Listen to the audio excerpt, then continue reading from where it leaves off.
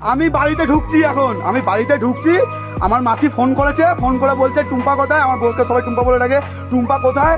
ও গেছে ঘুরতে, শাশুড়ি বাড়িতে ঘুরতে গেছে। মাগি এরকম বলছে, মাগি শাশুড়ি বাড়ি ঘুরতে গেছে, এরকম ওখানে ফুর্তি করতে গেছে। আমার ছেলে সকালবেলা গিয়ে আমার মাকে বলে এসছে যে মায়ের শরীর খারাপ, মা ডাক্তার দেখাতে যাবো কলকাতাতে, বলে এসছে। তার সত্ত্বেও আমাকে শুনিয়ে শুনিয়ে বলছে ফোনে। তাহলে আমি চুপ থাকবো? এটা রোজকার রোজ, ডেলিকা ডেলি, বছরকার বছর ধরে হয়ে আসছে। আজকের দিনে আমি এই কথাটা বলছি। আমি 1.5 বছর ধরে আলাদা খাচ্ছি, 1.5 বছর থেকে 2 বছর। এই যে শুনতে পা, সবাই শুনছে। আমি আশেপাশে কাউকে শোনাচ্ছি না, আমি পুরো দুনিয়ার লোককে শোনাচ্ছি, দুনিয়ার লোককে দেখছে, সবাই দেখছে।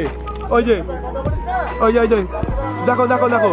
আগে আগে আগে যখন আমি ছোট ছিলাম, আমার বাবা, এই যে বাবা, তো আমার বাবা, ঠিক আছে, রোজের মদ খেয়ে আসতো আর আমার বাবা বাবা মাকে মারতো। রোজ মদ খেয়ে আসতো আর মারতো। আশেপাশের লোক ফেড আপ হয়ে গেছিল, ফেড আপ। এত গালাগালি, এত খিস্তি দিত, ঠিক আছে।